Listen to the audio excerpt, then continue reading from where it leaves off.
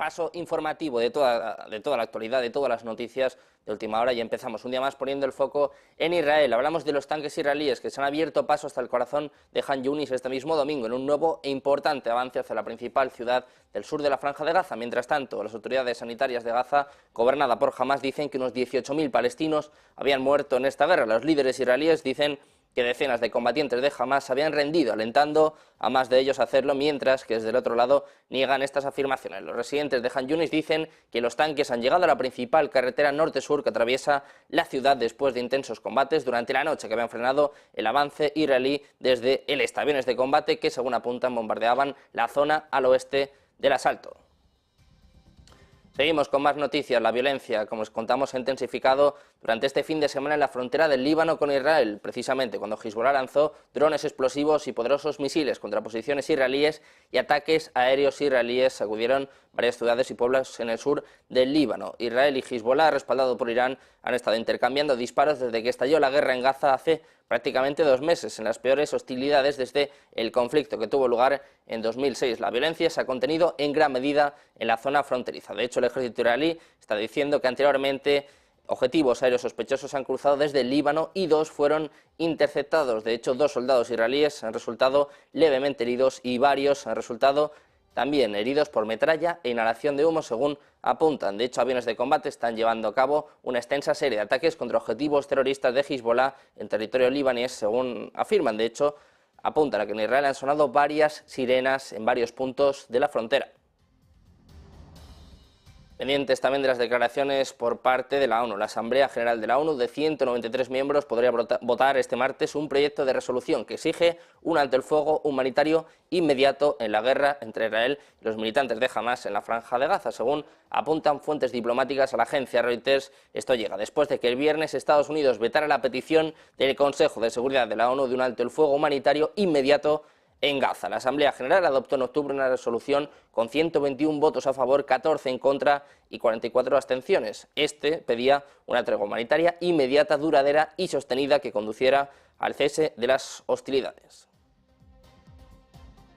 Seguimos pendientes de Gaza. En este caso hablamos de países europeos, en concreto Italia, Francia y Alemania, que han pedido a la Unión Europea que imponga sanciones ad hoc contra Hamás y sus partidarios, según han escrito los ministros de Asuntos Exteriores de las 3 naciones en una carta conjunta al jefe de política exterior de la Unión Europea, al propio Josep Borrell. Dice que expresan su pleno apoyo a la propuesta de crear un régimen de sanciones ad hoc contra Hamás y sus partidarios. Esto es lo que apunta la agencia Reuters. De hecho, también afirma que la rápida adopción de este régimen de sanciones podría permitir enviar un fuerte mensaje político sobre el compromiso de la Unión Europea contra Hamás y también mostraría su solidaridad con Israel. El domingo, el primer ministro de Israel, Benjamin Netanyahu, dijo que había criticado a los líderes occidentales y, de hecho, dijo a su propio gabinete que estaban siendo inconsistentes con su apoyo al objetivo bélico declarado de Israel de destruir a Hamás. Al informar a su gabinete, el propio Netanyahu dijo que había dicho a los líderes de Francia, Alemania y otros países que no se puede, por un lado, apoyar la eliminación de Hamás y, por el otro, presionarles para que pongan fin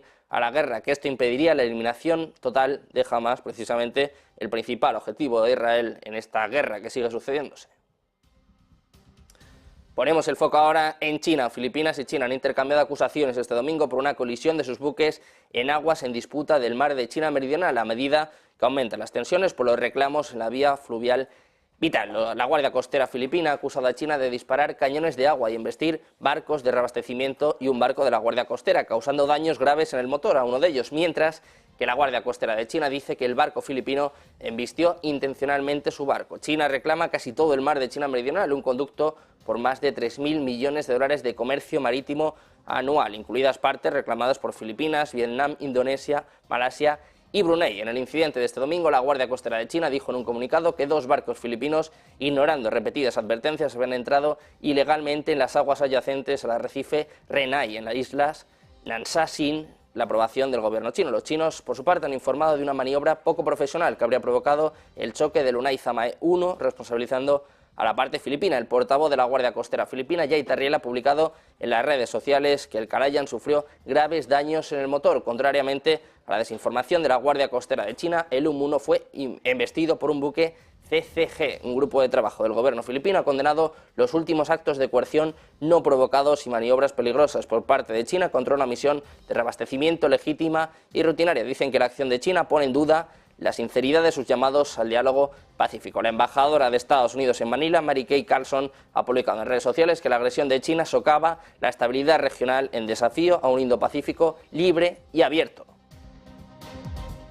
Precisamente esta acción por parte de China ya tiene consecuencias. El gobierno de Filipinas ha convocado al embajador de China en Manila, Juan Silian, y ha presentado una protesta diplomática después de 2 días de hostilidades entre sus buques en un banco de arena en disputa en el mar de China Meridional. La portavoz del Ministerio de Exteriores filipino, Teresita Daza, ha señalado que la protesta se presentó este domingo a través de una llamada telefónica mediante el mecanismo de comunicación marítima. Apuntan a que se supone que un embajador debe mejorar las relaciones y no tensarlas. Por esto le piden que asuma que intentará hacer todo lo posible para mejorar las relaciones entre ambos países. Además, horas antes, el presidente de Filipinas, Ferdinand Marcos Jr., afirmó que la agresión de Pekín durante el fin de semana solo ha fortalecido aún más la determinación del país a defender y proteger la soberanía, los derechos soberanos y su jurisdicción en el mar de Filipinas Occidental, según está apuntando el periódico The Manila Times.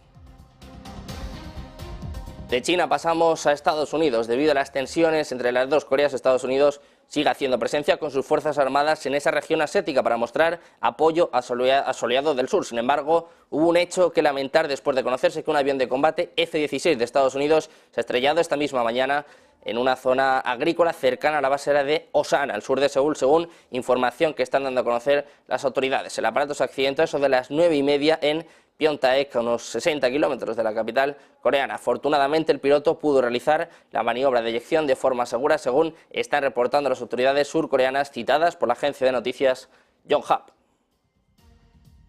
Y seguimos hablando de Estados Unidos. Ahora hablamos del expresidente Donald Trump, que ha dicho este domingo que no va a testificar en un tribunal de Nueva York esta semana, donde se esperaba que compareciera por segunda vez para demostrar que su empresa no tergiversó el valor de sus propiedades para obtener una financiación favorable. El juicio por fraude civil, que comenzó en octubre, es uno de los varios desafíos legales que enfrenta el expresidente mientras prepara su intento de regresar a la Casa Blanca. Trump dijo en las redes sociales este domingo que no va a testificar este mismo lunes. El expresidente y favorito republicano dijo que ya había testificado y que no tenía nada más que decir, aparte de que se trata de una completa y total interferencia electoral. Trump enfrenta 4 acusaciones penales federales y estatales no relacionadas, incluidas 2 de ellas derivadas de sus intentos de anular los resultados de las elecciones presidenciales de 2020. Se ha declarado inocente de todos estos cargos, pero aún así ninguno de estos casos ha afectado a su ventaja dominante en la nominación republicana para desafiar al presidente demócrata Joe Biden en las elecciones del próximo noviembre. Precisamente ponemos el foco en su contrincante, ponemos el foco en el presidente de los Estados Unidos, en Joe Biden, que ha invitado al presidente ucraniano Volodymyr Zelensky a una reunión en la Casa Blanca este mismo martes para discutir la guerra en curso contra Rusia y la importancia vital del apoyo continuo de Estados Unidos a sus esfuerzos de defensa. La Casa Blanca anunció este mismo domingo que los dos van a discutir las necesidades urgentes que enfrenta Ucrania. La reunión se produce mientras la Casa Blanca busca llegar a un acuerdo con el Congreso que proporciona ayuda militar a Ucrania e Israel. La oficina de Zelensky también dijo el domingo, en concreto en Telegram, que el líder ucraniano llegaría a Washington este mismo lunes y que se va a reunir con Biden durante una visita de trabajo que incluiría una serie de reuniones y debates. Zelensky también fue invitado a dirigirse a los senadores estadounidenses el martes a eso de las 2 hora española, y el martes también se va a celebrar en el Capitolio una reunión privada entre Zelensky y el presidente de la Cámara de Representantes de Estados Unidos, el propio Mike Johnson.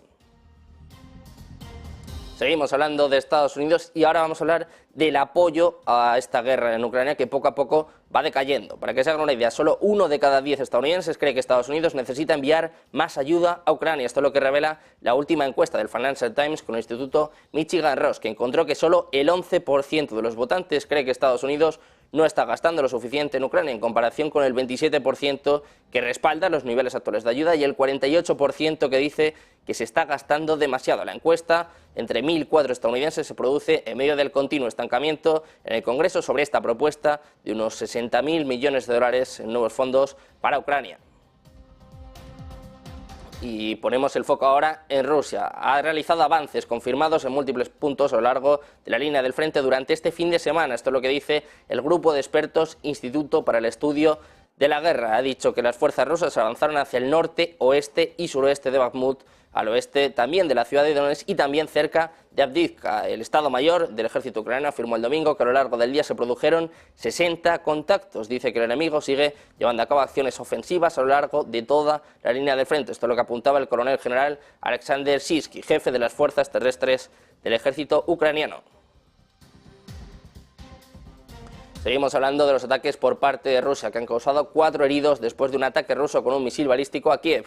Como les contamos, al menos 4 personas resultaron heridas por la caída de escombros después de que Ucrania derribara misiles balísticos lanzados por Rusia en Kiev. Según dicen los funcionarios ucranianos en Telegram, sus sistemas de defensa aérea destruyeron 8 misiles balísticos lanzados por Rusia alrededor de las 4 de la madrugada sobre Kiev. Dice que todos los misiles lanzados fueron derribados, según apunta la Fuerza Aérea de Ucrania en un comunicado, mientras que los sistemas de defensa aérea también destruyeron los 18 drones Shahed en la región sur que Rusia había lanzado durante la noche. Hablamos ahora del Servicio Federal de Seguridad de Rusia, que dice que ha evitado 18 ataques terroristas en lo que llevamos de año en Crimea. Los ataques evitados incluyeron intentos de asesinato contra el jefe de Crimea, designado por Moscú, en concreto Sergei Aksionov, y también un exmiembro prorruso del Parlamento ucraniano, Oleh Shariov, según dice el FSB, citado por la agencia de noticias Interfax. Ya han detenido a 18 agentes que trabajaban para los servicios de seguridad ucranianos y también a sus cómplices, bajo la acusación de preparar un sabotaje. Volodymyr Zelensky prometió recuperar el territorio de Crimea, dijo que sería desocupado. Sin embargo, los analistas creen que tal y como están las cosas, recuperar Crimea sería prácticamente imposible. Hablamos ahora de Alemania, de Carsten Breuer. Es el soldado de más alto rango del ejército alemán y también aliado de la Organización del Tratado del Atlántico Norte. Y ojo, porque este sábado apuntó a los medios alemanes que teme que Rusia pueda invadir Alemania y pide iniciar una guerra defensiva. Han pasado prácticamente 2 años desde que Rusia iniciara este conflicto con Ucrania en febrero de 2022 y durante las últimas semanas las tropas rusas han lanzado una gran ofensiva dirigida sobre todo a Avdiivka, una ciudad en la región oriental de Donetsk en Ucrania que Moscú también reclama como su territorio. Alemania, como saben, ha sido un fuerte aliado de Ucrania en su guerra en curso con Rusia. De hecho, en octubre el Ministerio de Defensa del país anunció un nuevo paquete de apoyo para Kiev por valor de cerca de 1.100 millones de dólares para armas, vehículos y defensa aérea. Pues en una entrevista con el Frankfurter Allgemeine, Breuer, cuyo título oficial es inspector general de la Bundeswehr, dijo que le preocupa cómo Rusia se está rearmando en este momento. Para que se hagan una idea, el inspector general Carsten Breuer es visto el 15 de octubre de 2020 apuntando a los medios alemanes que teme que Rusia pueda invadir Alemania e iniciar una guerra defensiva. Añade que Alemania tendría que acostumbrarse a la posibilidad de que algún día tengan que librar una guerra defensiva. Hablamos ahora de Ucrania, de Zelensky. El ministro ucraniano de Relaciones Exteriores, Dmytro Kuleba, advirtió este lunes de consecuencias devastadoras si la Unión Europea no alcanza un consenso sobre la apertura de negociaciones para adhesión de su país al bloque como parte de un proceso de ampliación. Escuchamos al propio Kuleba apuntando a una reunión difícil en el día de hoy. I came here with a clear message of Ukraine's commitment to do its homework, to open accession talks and move towards membership in the EU. In return, in the spirit of partnership, mutual interests and reciprocity, we also expect the European Union to make a decision that will appreciate the effort made by Ukraine and grant to our country opening of the accession talks. This upcoming meeting of the European Council will be very complicated, not only because of Ukraine-related issues, but also other issues. Enlargement is a big process. It doesn't cover Ukraine only. There are 4 specific issues at the table now, which are related to Ukraine. The first one, opening accession talks. The second one is adopting Ukraine facility, which will ensure macro-financial stability in Ukraine. The third one is continuation of funding for the European Peace Facility, for the European Union to be able to provide Ukraine with lethal and non-lethal aid. And the fourth one is the adoption of the 12th package of sanctions. El propio Kuleba decía que no quiere ni siquiera hablar de las consecuencias devastadoras que se producirían si el Consejo Europeo fracasa en tomar una decisión, no solamente para Ucrania, sino también para la ampliación. Esto es lo que decía antes de llegar a la reunión de sus homólogos de la Unión Europea. Seguimos pendientes de más noticias del conflicto en Ucrania, en Oriente Medio, también de toda la actualidad económica. Una breve pausa y volvemos con la mejor información en Negocios Televisión.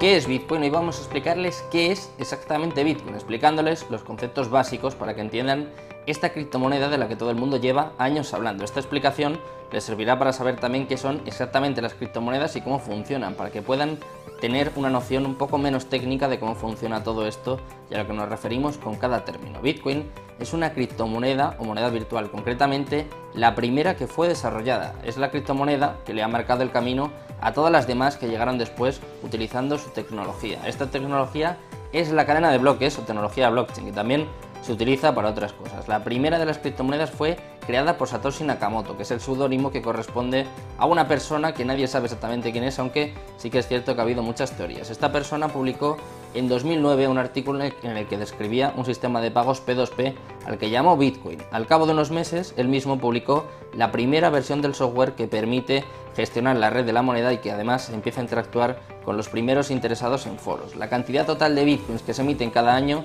está determinada por su algoritmo, y pasa lo mismo con el resto de criptomonedas. Bitcoin está desarrollado para que cada 4 años se reduzca por 2 su producción y para que solo se emitan un total de 21 millones de bitcoins. Después simplemente dejarán de crearse. Esto es una diferencia fundamental con las monedas convencionales, puesto que los bancos modifican su valor a su libre albedrío. Por lo tanto, las monedas se pueden devaluar, mientras que Bitcoin quiere ofrecer algo más de estabilidad. En definitiva, entre los usos más destacados de Bitcoin cabe mencionar los siguientes, como por ejemplo pagar utilizando estas propias criptomonedas, obtener intereses por los bitcoins que poseas, algo similar al concepto de un depósito bancario, también obtener un préstamo utilizando como garantía tus bitcoins, cubrir tu exposición financiera con derivados en mercados regulados y por último obtener réditos de inversión mediante la compra-venta de bitcoins, al ser un activo que teóricamente tiende a revalorizarse en un escenario de demanda constante.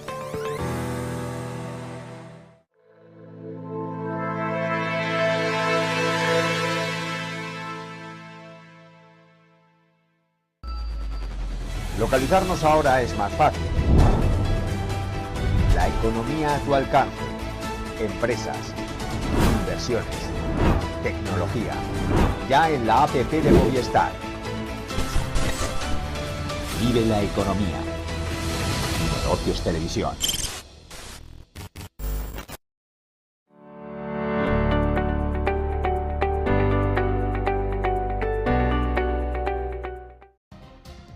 Ya estamos de vuelta en Negocios Televisión, pendientes de actualidad y también pendientes de todas las noticias del grupo ACS, noticias que elevan a lo más alto tanto a ACS como a su filial HOCHTIEF, en materia sobre todo de sostenibilidad.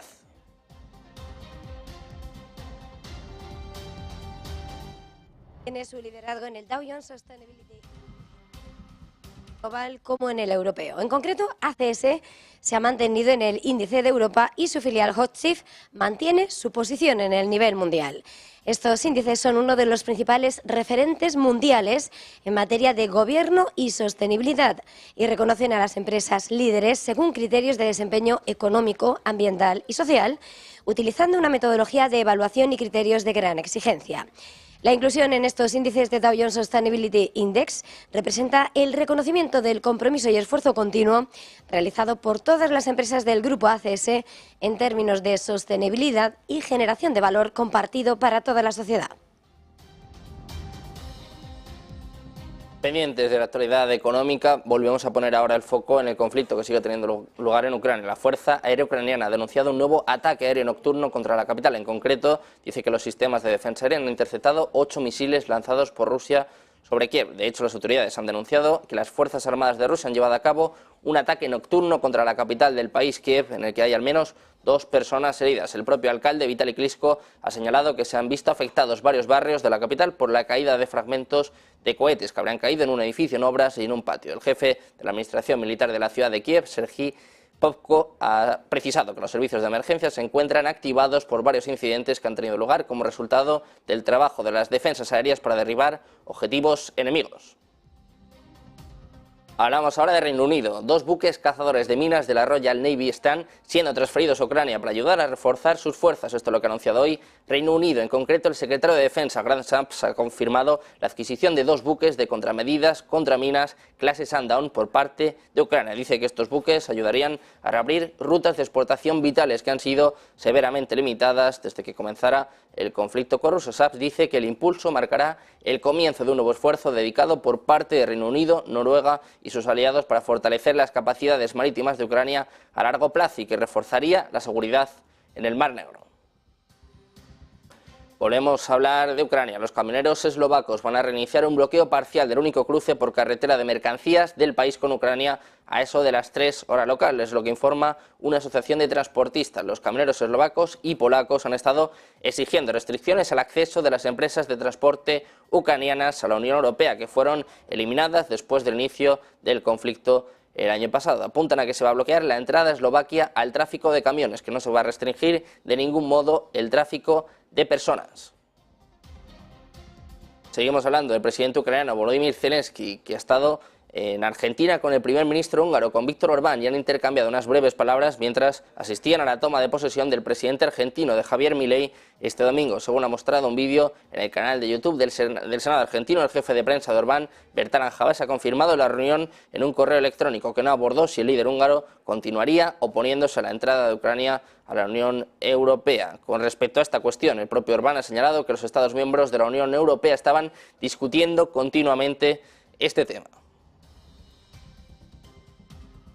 Seguimos con más noticias, seguimos poniendo el foco, en este caso, en Argentina. Seguimos hablando de Javier Milei, que el economista liberal asumió su cargo en el día de ayer, advirtiendo en su discurso inaugural que no hay otra alternativa que un fuerte y doloroso shock fiscal para solucionar la peor crisis económica del país en décadas, con una inflación acercándose al 200%. Dice Milei que no hay alternativa a un ajuste de choque. Esto es lo que dijo en las escaleras del Congreso después de tomar el bastón y la banda presidencial. Mientras tanto, multitudes de seguidores le vitoreaban, a pesar de que estaba advirtiendo de que la economía iba a empeorar en el corto plazo y que reiterara en varias ocasiones que no hay dinero. Milei reemplaza al líder peronista Alberto Fernández, cuyo gobierno se vio perseguido por la incapacidad de controlar el aumento de los precios. El gobierno saliente, dice Milei, nos ha dejado camino hacia la hiperinflación. Vamos a hacer todo lo posible para evitar esta catástrofe, aunque es cierto que el discurso de Milei fue ligero en detalles. Sí que dijo que los pasos clave incluirían un ajuste fiscal equivalente al 5% del PIB del país a través de recortes que, según dijo,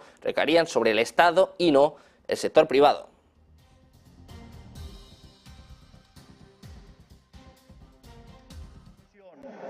Es que no hay alternativa al ajuste y no hay alternativa al shock. Naturalmente eso impactará de modo negativo sobre el nivel de actividad, el empleo, los salarios reales, la cantidad de pobres e indigentes. Habrá esta inflación, es cierto, pero no es algo muy distinto a lo que ha pasado en los últimos 12 años. Recordemos que en los últimos 12 años el PBI per cápita ha caído 15% en un contexto donde acumulamos 5.000% de inflación. Por lo tanto, hace más de una década que vivimos en esta inflación. Por lo tanto, este es el último mal trago para comenzar la reconstrucción de Argentina.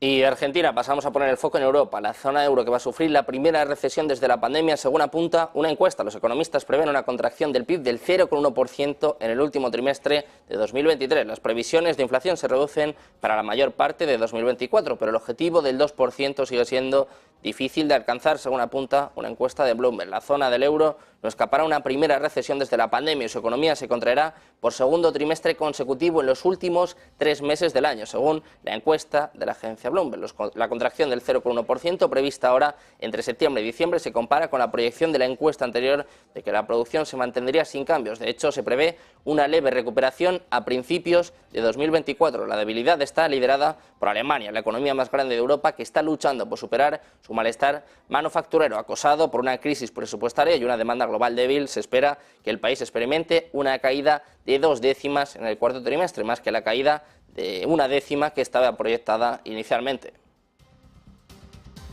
Ponemos el foco también en empresas. En este caso les contamos que un grupo de inversores ha lanzado una oferta de compra por el gigante del comercio minorista Macy's. La oferta de 5.800 millones de dólares la habría puesto sobre la mesa Ark House Management y Brigade Capital Management, según apunta The Wall Street Journal. Los inversores ofrecieron $21 por acción por el operador de grandes almacenes. De hecho, las acciones de Macy's cerraron a $17,39 este viernes, habiendo caído un 16% en lo que llevamos de año. Los minoristas se han quedado rezagados con respecto al repunte general de las acciones estadounidenses este año, ya que los inversores temen que el aumento de los tipos de interés frene el gasto y las empresas se esfuerzan por mantener el ritmo de crecimiento registrado durante la pandemia. Los grandes almacenes en particular se han enfrentado a un cambio más generalizado en los ámbitos de consumo, ya que los compradores se decantan por las tiendas especializadas y las tiendas fuera de los centros comerciales. Pendientes de toda la actualidad, de todas las últimas horas, también de brindarles, como siempre, el mejor análisis. Quédense porque vamos con una breve pausa y enseguida comienza Ponte en Acción de la mano de Eva Villanueva.